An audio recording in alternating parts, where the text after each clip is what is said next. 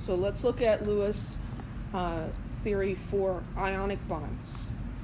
So potassium and chlorine. We're going to draw the Lewis symbols. So we start with the element symbols, and then we need how many valence electrons. How many valence electrons does potassium have?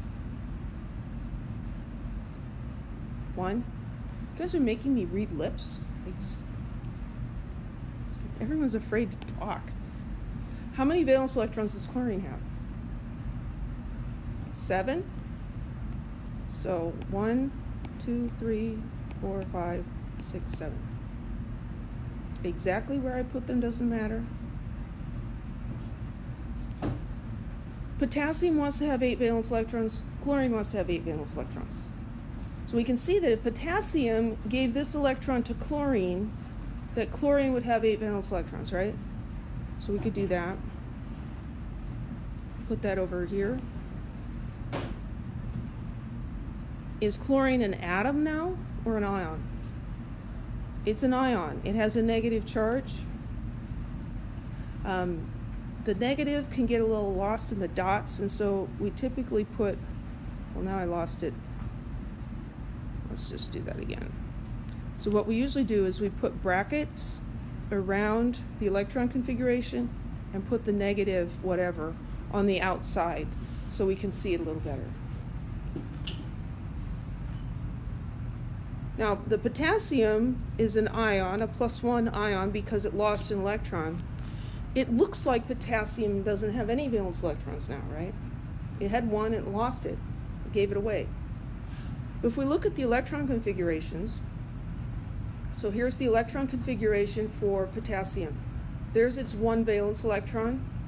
When we take that one off, so there's no electrons in the 4s.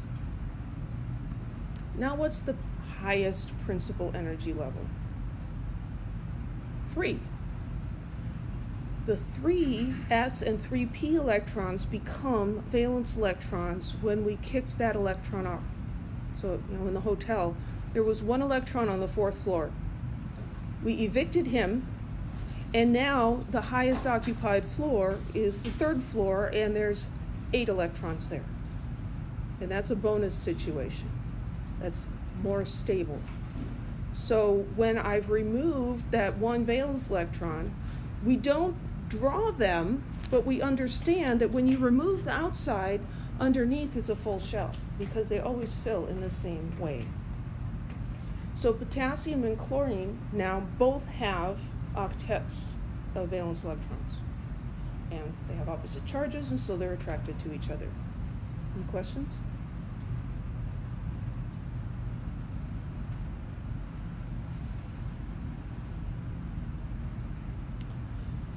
Use Lewis symbols to predict the formula for the compound that forms between magnesium and nitrogen. So we're going to start with Lewis formulas for magnesium and for nitrogen. How many valence electrons? 2.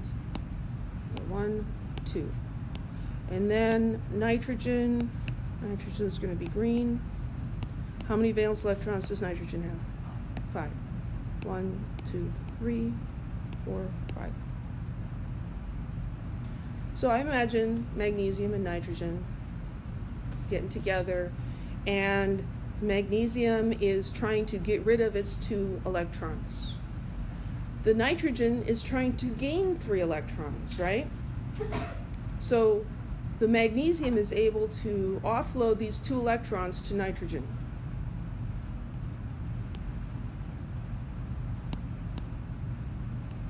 So nitrogen now gained 2 electrons from that magnesium. We've got ions now, though, right? The charge on the magnesium is now 2+ because it lost 2 electrons. And what's the charge on this nitrogen? 2- because it gained 2 electrons. Is everybody happy? Does everybody have an octet? No. Magnesium's great, but nitrogen not so much. He needs another electron.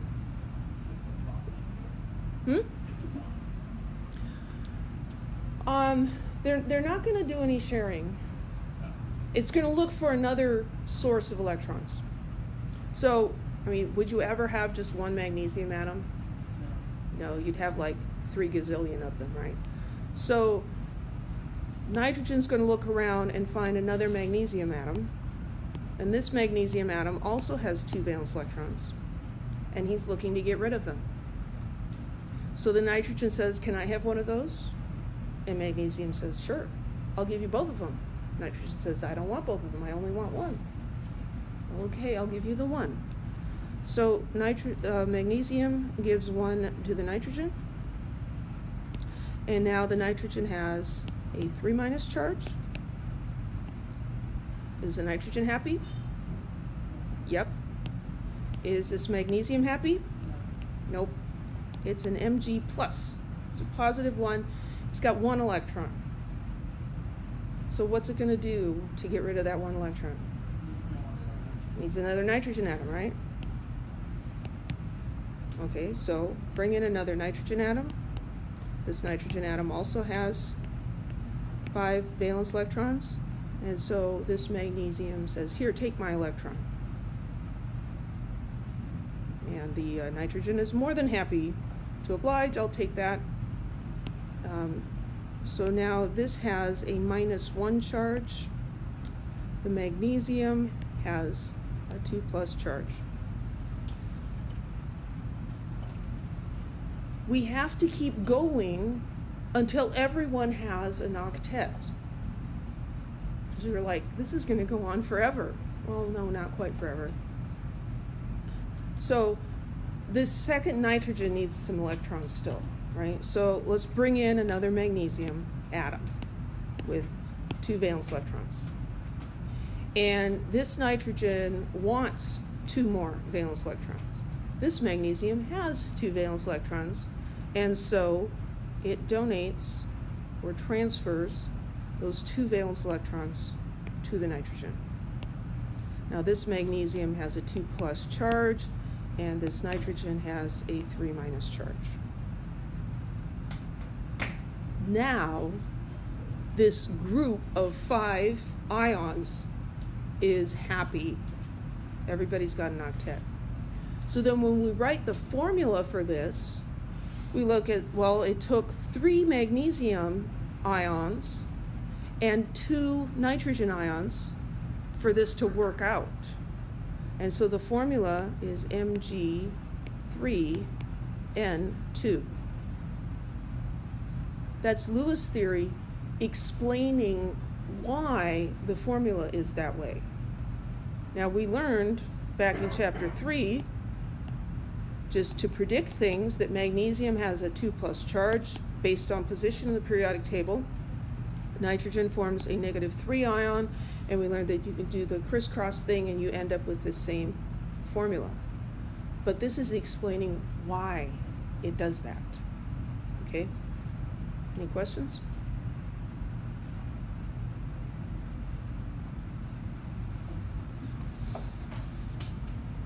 When ionic compounds form, it's usually quite exothermic. We just saw potassium hydroxide forming, and that was pretty exothermic, right? There was actually flames. It was kind of neat. If we look at sodium reacting with chlorine, forming salt, table salt, this is highly exothermic. It gives off 411 kilojoules per mole of sodium. We cannot explain this heat of formation just looking at electron affinities and ionization energies. So in this process, sodium loses an electron, right?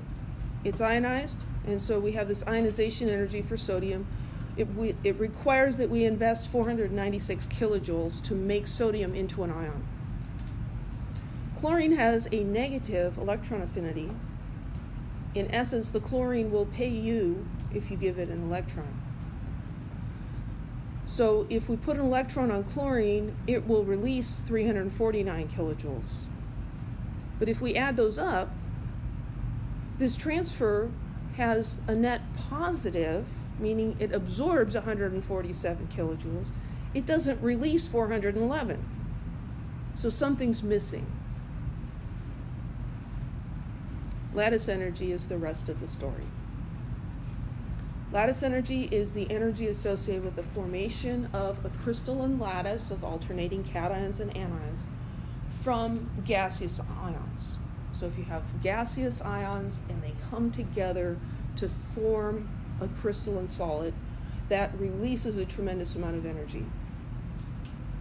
This potential energy gets lower when opposite charges come together. The energy gets released as heat. So I often talk about atoms wanting to do things, right? Chlorine wants to be a negative ion. Sodium wants to be a positive ion. That's not why this happens. It's not why it's exothermic. There's a lot of energy released here because when those ions form and come together, it's the coming together that releases a lot of heat. Pictures are always good. So here we have a representation of chloride ions and sodium ions just as gases, and they're going to be attracted to each other, and they're going to go, just can't do that on the screen, but they're going to come together and stick together like that, right? That is more stable. This is a lower energy state than this was. And so if this has gone to a lower energy state, it has to release that energy. The energy has to go somewhere. It gets released as heat.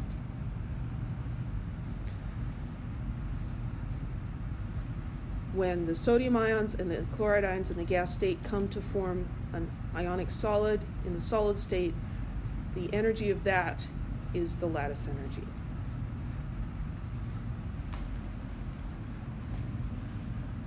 So the easiest way to calculate what that lattice energy is what's known as a Born-Haber Cycle. It's just named after two scientists. And this is a hypothetical series of steps that represent the formation of an ionic compound from its elements. So this is using the ideas that we had with Hess's law, where we're looking at if we can put these different reactions together, even though that's not actually what's happening, but we can add those together and we can add the delta H's, we can figure out what the heat of reaction is for the whole thing. So what we're going to do is we're going to choose steps for which we have information on standard heat of formation. We also need to know the overall change in enthalpy, the enthalpy for the reaction, because it's the difference between them that is the lattice energy, the rest of the story.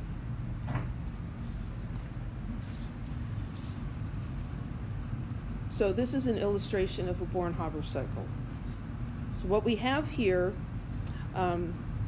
is sodium metal and chlorine gas reacting to form sodium chloride. This is the reaction that's occurring.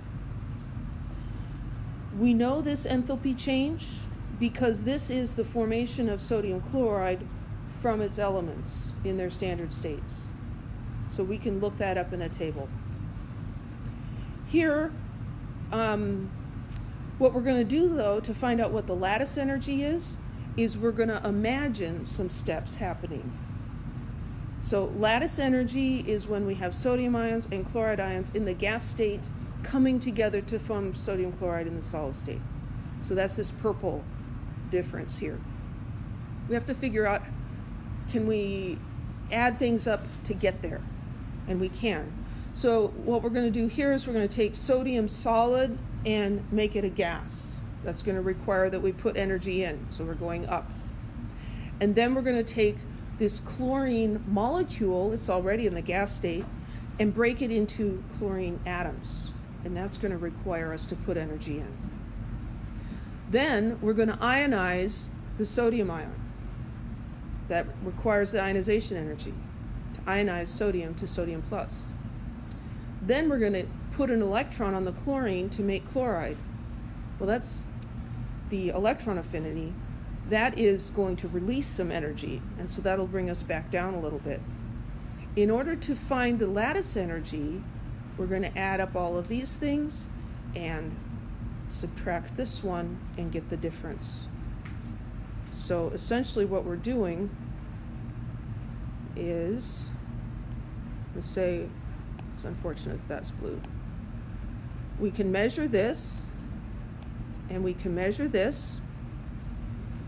And what we want to know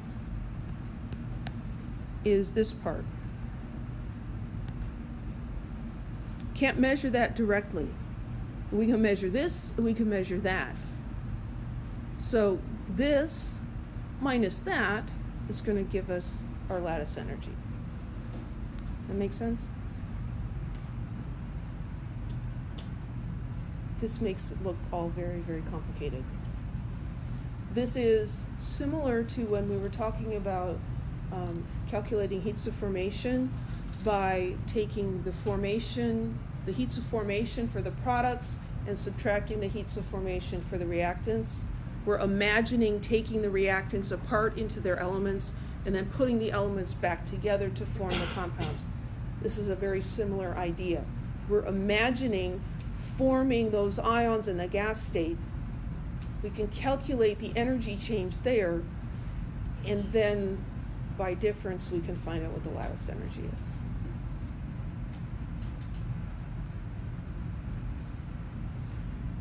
We're not really going to calculate lattice energies, but we're going to look at trends in lattice energies. The size of the ion has a big effect on the lattice energy.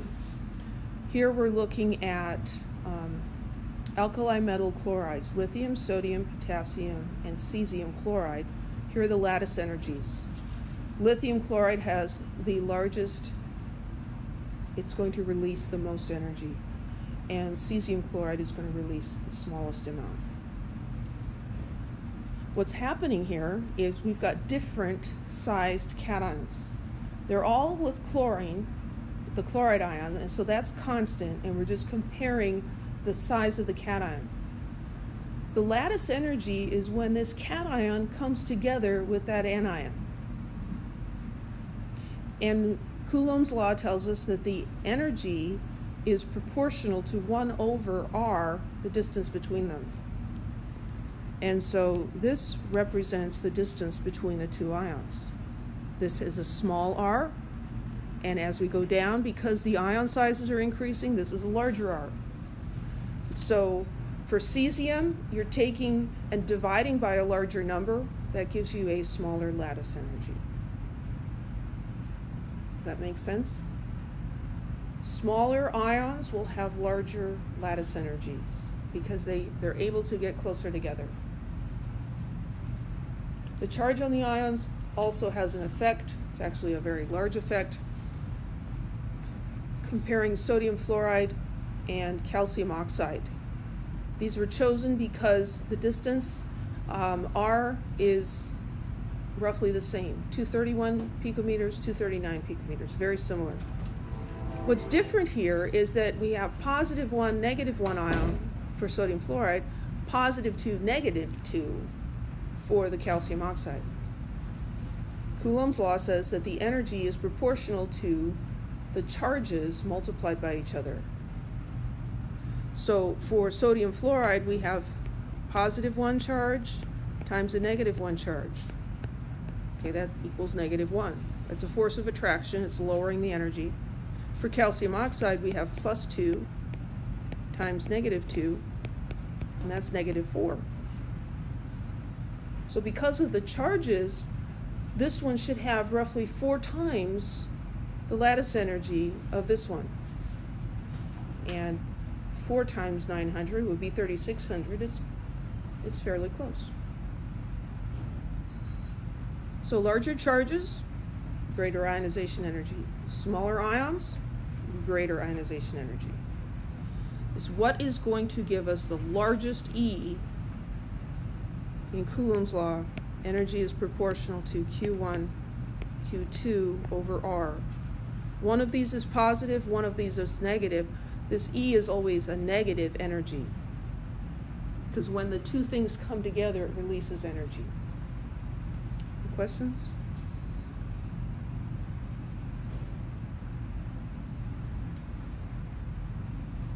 Lattice energies are less exothermic, more positive, with increasing ionic radius, getting larger. They are more exothermic, more negative, when the charges on the ions increase. So we should be able to do something like this. Arrange the following in order of increasing magnitude of lattice energy. And we're given 3 compounds: lithium bromide, potassium iodide, and calcium oxide. There's 2 factors to consider with lattice energy: the size of the atoms, or the ions, and the charges. So let's figure out the charges first. Just based on position in the periodic table, we know lithium is +1, bromine is -1, potassium is +1, iodine is -1. Calcium is +2, and oxygen is -2. So the product here is -1, the product here is -1, the product there is -4. Changes in the ion size, the ionic charges are generally the biggest effect. So which one's going to have the largest lattice energy?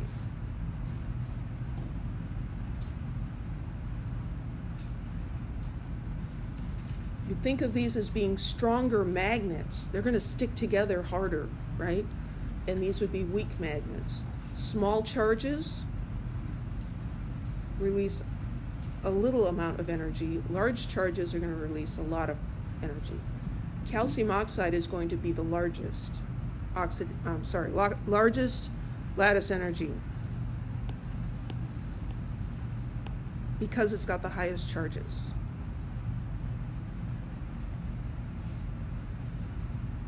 Then for the other 2, where the charges are the same, we're going to compare the sizes. So we've got lithium and we've got potassium. Which one's bigger? Potassium, right? It gets bigger as you go down. So this is big, this is small. And then let's look at the other ones. We've got bromide and iodide. Which one's bigger? The iodide, thank you. Big, small. So lithium bromide is the small one and the small one, and potassium iodide is the big one and the big one. So lithium bromide would be like this, and potassium iodide might be like that. And so the lattice energy is going to depend on R. Here we're dividing by a big R, dividing by a small r. This will have a larger lattice energy than that one. So lithium bromide in the middle and potassium iodide down there.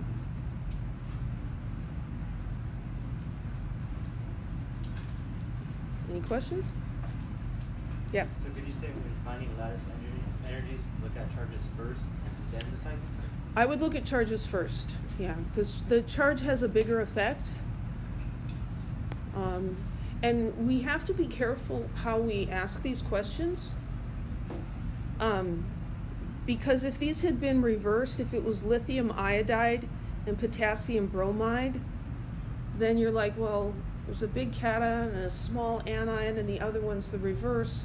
It's a little hard to say which one would have the larger distance between them. Or if we had, there's limited things that we're going to make you compare. But yeah, I would go with charge first and then ionic size. Any questions?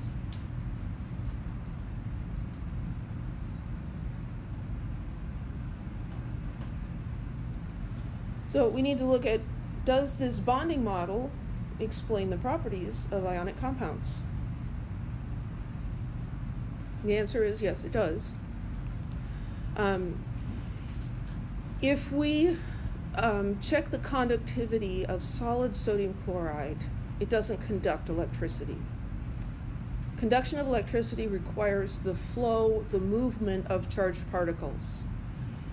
In the solid form, we have charged particles, but they can't move relative to each other. If we dissolve the sodium chloride in water, Now the ions are able to move, the light bulb goes on, electricity can be conducted. If we take that solid sodium chloride and we melt it, which is not something you see every day, but you can melt it, you can make liquid sodium chloride. Well, now the ions are free to move, and so charge will be conducted. Charge can be conducted.